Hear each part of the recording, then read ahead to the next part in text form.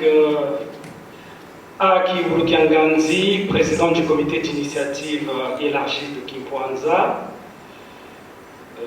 Je suis là, mon organisation et moi, en soutien à la sortie officielle du ROC. Parce que pour Kimpwanza, c'est un leitmotiv. Tout le temps, nous n'arrêtons pas de répéter, il faut s'engager. Il ne s'agit plus de rester derrière son clavier, de faire le résistant qui bombe le torse dans l'anonymat de son bureau ou de sa chambre. Il faut s'engager, et s'engager par rapport à ses idées, s'engager par rapport à ses valeurs.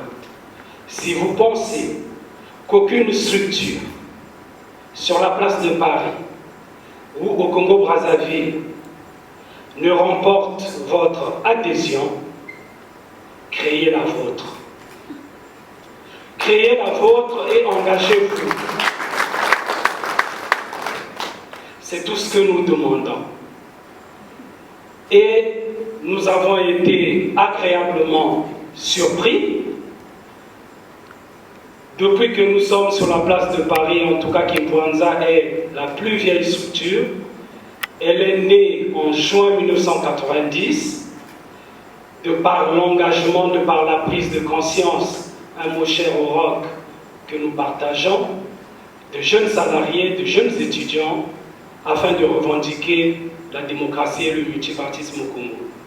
Donc, dès juin 1990, nous avons commencé à nous battre. Bien sûr, l'ethno-régionalisme ambiant a fait que les troupes s'éparpillent.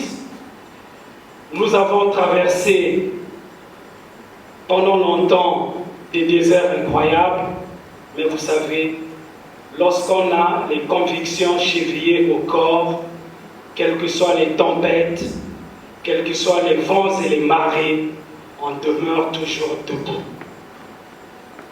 Et Kimpwanza est toujours là, prête à soutenir le ROC, prête à soutenir toutes les structures qui s'engagent honnêtement pour la libération de notre cher Congo.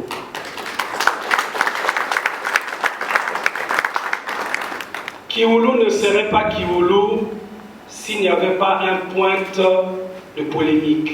J'adore. C'est pourquoi je vais interpeller mes frères de l'Umoja, le fameux panafricanisme. Je dis en passant que Kimpwanza est panafricaniste. Mais en prenant l'exemple de ce frère auprès duquel nous irons nous recueillir au sortir de cette salle, c'est à Belleville et je vous invite, parce que Jean-Pierre Kaya, un éminent panafricaniste, est décédé. Lorsque j'ai appris la nouvelle, j'ai dit à la personne qui me l'avait rapporté que Jean-Pierre Kaya n'était pas connu dans la communauté politique congolaise, en tout cas dans la diaspora. Pour la simple raison que notre regretté frère, qui était à la pointe du combat du panafricanisme, n'a pas ancré son combat sur un territoire. Se battre pour le continent, c'est bien, mais il faut avoir un ancrage quelque part. Le panafricanisme ne vivra pas. Les États-Unis d'Afrique sera une illusion, une chimère, une arlésienne, si chacun des États d'Afrique ne se libère pas de l'obscurantisme dans lequel les forces du mal, ces forces france-africaines, l'ont plongé. Donc il faut que ces forces panafricanistes se battent au niveau des territoires, au niveau des pays, participent à la libération de ces pays pour que l'idéal panafricain, l'idéal des Nations Unies d'Afrique, ces États pour lesquels jour et nuit nous prions se réalisent. Sans cela, c'est une chimère, c'est une arlésienne. Je vous remercie.